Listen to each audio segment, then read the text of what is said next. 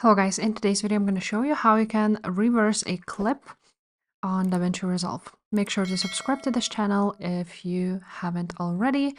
Now, you want to go ahead, play your video, and for example, I wanted to stop there and then play reverse.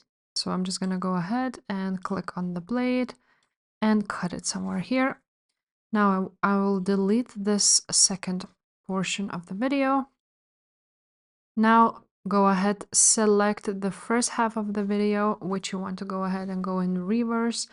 Hold Option on MacBook and drag it, or Alt on Windows and drag it, just like so. Now here we have it. Now on the second part of the video, you want to go ahead and click the right click of your mouse.